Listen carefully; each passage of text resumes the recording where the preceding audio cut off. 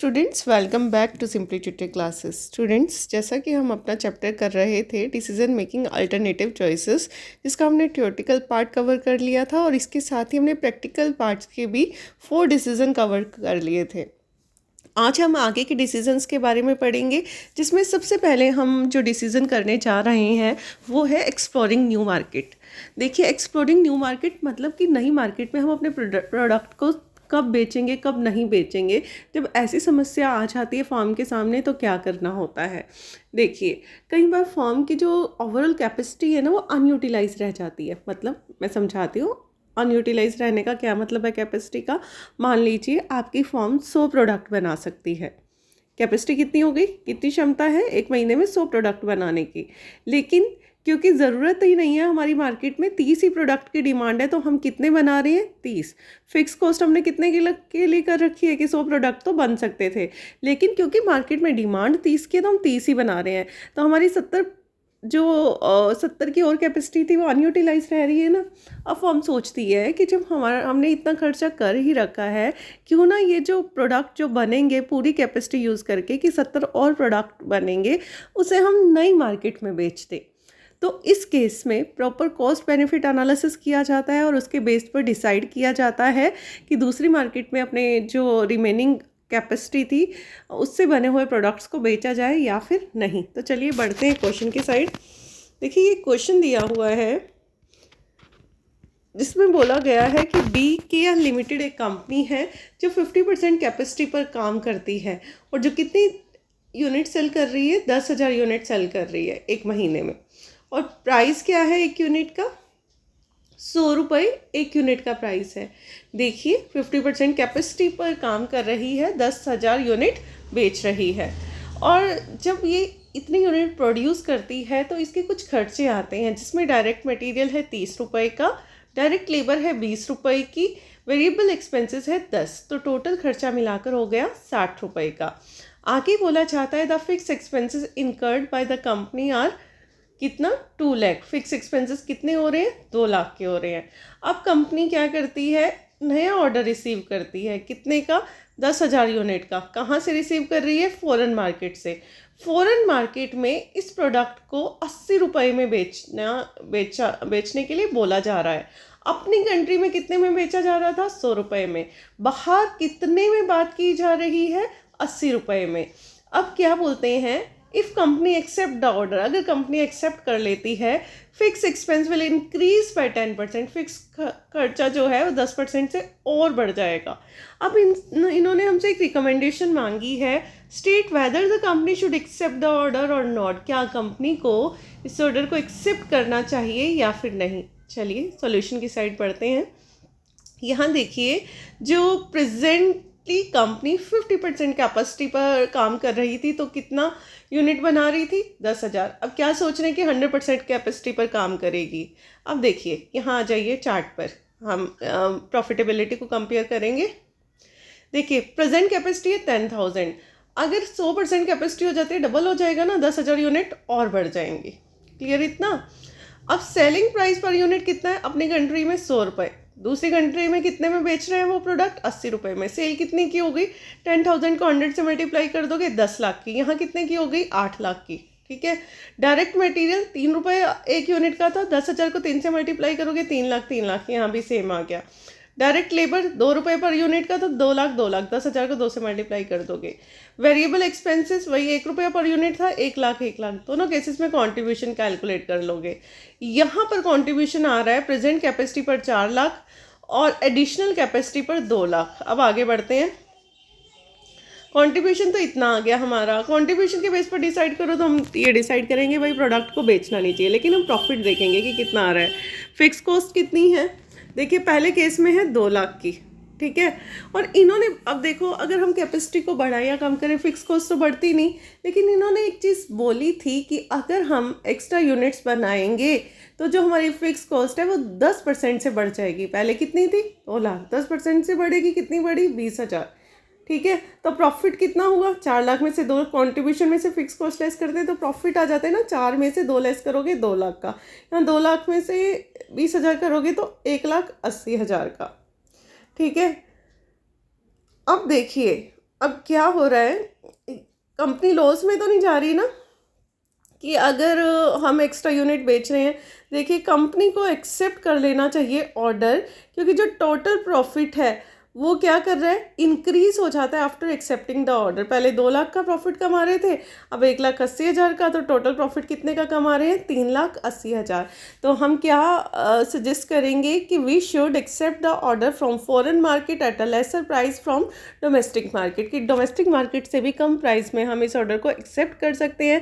Reason यही है कि जो हमने कैपेसिटी बढ़ाई उससे कंपनी का प्रॉफिट तो बढ़ ही रहा है। पहले 2 लाख कमा रही थी, अब 1,80,000, तो टोटल कितना हो गया, 3,80,000 की। कंपनी अगर 100% कैपेसिटी यूज़ करेगी तो वो 2 लाख प्रॉफिट की जगह टोटल कितना प्रॉफिट कमाएगी, 3,80,000। तो कंपनी को फ़ायदे में रहेगा एक्स्ट्रा कैपेसिटी को यूज़ करना और प्रोडक्ट को फॉरेन मार्केट में बेचना। एक डिसीज़न मेरा ऊपर रह गया था, मैं अब करा देती हूँ आपको। एक बार इस डिसीज़न पर आ जाइए। ये डिसीज़न है रिटेन और रिप्लेस डिसीज़न। कई बार ना फर्म को ये डिसाइड करना होता है कि जो ओल्ड एसेट होती है, पुरानी एसेट कोई कंपनी में पड़ी हुई होती है, उसे उसी को यूज़ करें या फिर उसे रिप्लेस कर दें। ठीक है, तो इसके लिए भी कंपनी क्या करती है, कॉस्ट बेनिफिट एनालिसिस का यूज़ करती है। वहीं पर डिफरेंशियल कॉस्ट यूज़ करेंगे, डेप्रिसिएशन वगैरह चेक करेंगे, वेरिएबल कॉस्ट कितनी बढ़ रही है, फिक्स कॉस्ट कितनी बढ़ रही है, सारी चीज़ों को ध्यान में रख कर फिर लास्ट में अपना अल्टीमेट डिसीजन लेंगे। अब एक एग्जांपल के थ्रू आपको क्लियर होगा। एक फर्म है जो मशीनरी परचेज करती है 50,000 की 1 साल पहले, इसकी कोई स्क्रैप वैल्यू नहीं है, नो स्क्रैप वैल्यू, और इसकी यूज़फुल लाइफ है 5 साल। ठीक है, तो अगर मैं डेप्रिसिएशन बोलूँ 5 साल के हिसाब से 1 साल का 10,000, क्योंकि कोई स्क्रैप वैल्यू नहीं है। 50,000 को आप किससे डिवाइड करोगे, 5 से डिवाइड करोगे। अब इन्होंने बोला firm charge depreciation on straight line basis, ये तो मैंने बता ही दिया ना, स्ट्रेट लाइन के बेस पे ही कैलकुलेट किया मैंने। उसके बाद now the firm wants to replace its old machinery, पुरानी मशीन रिप्लेस करना चाह रही है, किसके साथ, नई मशीन के साथ।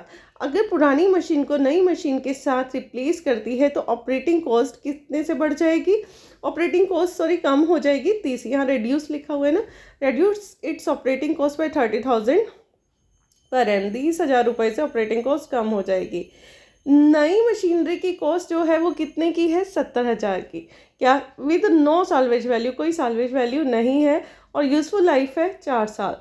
Present level of sale and variable cost इतना दिया हुआ, प्रेजेंट लेवल ऑफ सेल दिया हुआ है 1.5 लाख, इस टाइम 1.5 लाख की सेल हो रही है, और वेरिएबल कॉस्ट दे रखी है 1,10,000। इवेल्युएट द प्रॉफिटेबल प्रपोजल, हमसे बोला है कि भी कौन सा प्रपोजल एक्सेप्ट करें।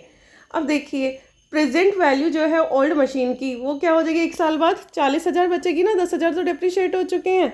अगर फॉर्म रिप्लेस करेगी ओल्ड मशीन को तो ये 40,000 को क्या लॉस ही मानकर चलेंगे, क्योंकि 10,000 तो यूज़ कर चुके हैं।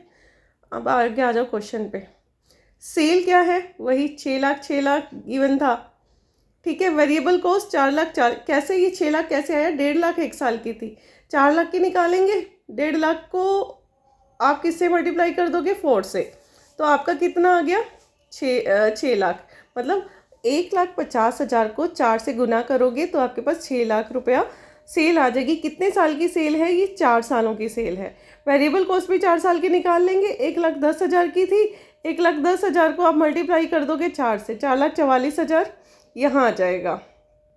ठीक है, और इन्होंने ये बोला था कि अगर हम नई मशीन यूज़ करते हैं, तो जो हमारी कॉस्ट है ना वो कितने से कम हो जाएगी, ऑपरेटिंग कॉस्ट 30,000 पर एनम से कम हो जाएगी। तो देखिए 1 साल में पहले हमारी कितनी थी, लग रही थी 1,10,000, 1,10,000 में से 30,000 घटा दो, कितना आ जाएगा, 80,000। अब 80,000 को आप 4 से मल्टीप्लाई करोगे, यहाँ देखो कैसे आया, 1,10,000 हमारी 1 साल की वेरिएबल कॉस्ट थी। इन्होंने बोला कि अगर हम नया मशीन लेते हैं तो 30,000 1 साल में कम हो जाती है, कितनी बची, 80 को 4 से मल्टीप्लाई कर दो तो आ जाएगा आपका 3,20,000। अब हम नई मशीन खरीदेंगे तो हमारी पुरानी मशीन को राइट ऑफ करना पड़ेगा, 40,000 ख़राब हो गया ना। अब डेप्रिसिएशन इस केस में 0 हो गया, क्लियर इतना। अब यहाँ पर हम लगाएंगे इस मशीन का डेप्रिसिएशन। नई मशीन हम कितने में परचेज़ कर रहे हैं, नई मशीन की ले रहे हैं हम 70,000 रुपये की। ठीक है, कितने की परचेज़ कर रहे हैं, 70,000। और देखिए 4 साल में हम क्या करेंगे, क्योंकि कोई इसकी स्क्रैप वैल्यू ही नहीं है, तो 70,000 का 70,000 राइट ऑफ हो जाएगा। तो यहाँ बचेगा कितना, फर्स्ट केस में टोटल कॉस्ट आ गई, यहाँ मल्टीप्लाई इसको ऐड कर लो, 4,40,000 और 40,000 को 4,80,000, और इस केस में आ गया 4,30,000। तो प्रॉफिट आ गया पहले केस में 1,20,000 और दूसरे केस में आ गया 1,70,000। तो नई मशीन को परचेज़ करने की वजह से प्रॉफिट इंक्रीज़ हो रहा है। तो क्या डिसाइड करेंगे कि नई मशीन को परचेज़ करना चाहिए या नहीं करना चाहिए। 50,000 से इंक्रीज़ हो रहा है, तो हम क्या सजेस्ट करेंगे, फॉर्म को ओल्ड मशीन को नई मशीन के साथ रिप्लेस कर देना चाहिए, मतलब नई मशीन परचेज़ कर लेनी चाहिए। क्लियर हुआ? कोई टफ नहीं है, बहुत ईजी क्वेश्चंस है। अब आ जाइए लास्ट ऑप्टिमम प्रोडक्ट मिक्स पर। ठीक है, अब देखिए क्या होता है optimum product mix. Product mix क्या होता है, एक कंपनी जितने प्रोडक्ट्स बना रही है उसको हम प्रोडक्ट मिक्स बोल देते हैं। एक छोटा सा एग्जांपल मैं डव का लेती हूँ। डव शैम्पू बना रहे हैं, एक शैम्पू वाला ही पार्ट लेते हैं। शैम्पू में वो अलग अलग तरह के Dove for damage hairs, Dove for hair fall, Dove for better conditioning, etcetera dandruff वगैरह वगैरह जो भी होता है वो सारे इन्होंने डाल दिए। तो 4 तरह के प्रोडक्ट हो गए ना। प्रोडक्ट के शैम्पू में 4 टाइप के मान लीजिए प्रोडक्ट्स हो गए। तो हमने देखना है कि कौन सा प्रोडक्ट मिक्स प्रॉफिटेबल है और कौन सा लॉस दे रहा है। ये भी क्वेश्चन के हिसाब से समझते हैं। देखिए यहाँ सेल दे रखी है प्रोडक्ट मिक्स की, कि अगर पहले क्या ऑप्शन दिया हुआ है, कंपनी 1000 यूनिट ए प्रोडक्ट की बनाएगी और 1000 यूनिट बी प्रोडक्ट की बनाएगी। दूसरे केस में 2000 यूनिट बनाएगी प्रोडक्ट सी की। तीसरे केस में 1000 यूनिट बनाती है प्रोडक्ट ए की, 500 यूनिट बनाती है प्रोडक्ट बी की, 500 यूनिट बनाती है प्रोडक्ट सी की। अब कॉस्ट और सेल इस तरीके से दिया हुआ है। डायरेक्ट मटेरियल दिया हुआ है तीनों केस में 4, ए का 4, बी का 4, सी का 5। इसी तरीके से डायरेक्ट लेबर दिया हुआ है तीनों केसेस में। वेरिएबल एक्सपेंसेस दिया हुआ है, सेलिंग प्राइस। अच्छा, अगर मैं आपसे एक क्वेश्चन पूछूं कि हम कंट्रीब्यूशन कैसे निकालते हैं, तो सबको मालूम है ना कैसे निकालते हैं। कंट्रीब्यूशन का फॉर्मूला होता है हमारा, सेल में से हम किसको लेस कर देते हैं, वेरिएबल कॉस्ट को। तो हमारे पास क्या निकल कर आ जाता है, कंट्रीब्यूशन। अब आगे हमें इन्होंने दिया हुआ है फिक्स कॉस्ट दे रखी है 2000 की। हमें बोला है कि प्रॉफिटेबल प्रोडक्ट मिक्स निकाल कर दो। चलो फटाफट निकालो। 3 केस थे, तीनों के केस में कंट्रीब्यूशन निकाल लो। सबको पता है सेल में से वेरिएबल कॉस्ट लेस करते हैं तो कंट्रीब्यूशन आ जाता है। तीनों केसेस में आप इजीली कैलकुलेट कर सकते हैं। कंट्रीब्यूशन पर यूनिट आ गया। अब जैसा जैसा हमारा प्रोडक्ट मिक्स था उसका कंट्रीब्यूशन निकालते जाएंगे। जैसे पहला केस में 1000 यूनिट हम ए की बना रहे थे और 1000 यूनिट बी की। ए यूनिट का कंट्रीब्यूशन 6 है, तो इससे किससे मल्टीप्लाई कर देंगे, 6 से। बी का कितना है, 13 से। तो 6 और 13,000 टोटल कंट्रीब्यूशन हो गया 19,000। फिक्स कॉस्ट कितनी थी, 2,000। तो प्रॉफिट कितना आ गया इस केस में, 19 में से 2 लेस कर दोगे 17,000। अब दूसरा केस है, 2000 यूनिट बना रहे हैं प्रोडक्ट सी की। कंट्रीब्यूशन कितना हो गया, 2000 को 10 से मल्टीप्लाई कर दो, 20,000 का। फिक्स कॉस्ट लेस कर दो 2000 की, प्रॉफिट कितना आ गया, 18,000। तीसरे केस में 1000 यूनिट बना रहे थे प्रोडक्ट ए की। प्रोडक्ट ए के कंट्रीब्यूशन से मल्टीप्लाई कर दो, यहाँ प्रोडक्ट बी के, प्रोडक्ट सी के। टोटल कंट्रीब्यूशन देख लो कितना आ गया, 17,500। फिक्स कॉस्ट कितनी है, 2000। तो प्रॉफिट कितना आ गया, 15,500। अब तीनों में से कौन सा ज़्यादा है, थर्ड केस में 15,500 प्रॉफिट, सेकंड केस में 18,000 और फर्स्ट केस में 17,000। तो क्योंकि सेकंड केस में हमारा प्रॉफिट सबसे ज़्यादा है, तो हम क्या डिसाइड करेंगे कि हमें जो प्रोडक्ट मिक्स बी है उसे क्या कर लेना चाहिए, एक्सेप्ट कर लेना चाहिए। क्लियर? ऐसे ही आपका क्वेश्चन हो जाएगा एडिंग और ड्रॉपिंग अ प्रोडक्ट, कि क्या हमें एक प्रोडक्ट ऐड करना चाहिए या फिर ड्रॉप कर देना चाहिए। बिल्कुल ऐसे होगा। आप एक बार देख लीजिएगा, कोई डाउट हो तो आप लोग पूछ लीजिएगा। आई होप आपको ये टॉपिक और इसके साथ ये चैप्टर क्लियर हुआ होगा, कोई प्रॉब्लम ना हो। और अगर फिर भी आपकी कोई प्रॉब्लम रह जाती है या कुछ समझ नहीं आता है तो आप अपनी क्वेरी, अपना क्वेश्चन कमेंट बॉक्स में डालकर पूछ सकते हैं। इसके साथ ही हम आज की क्लास यहीं वाइंड अप करते हैं। Thank you so much.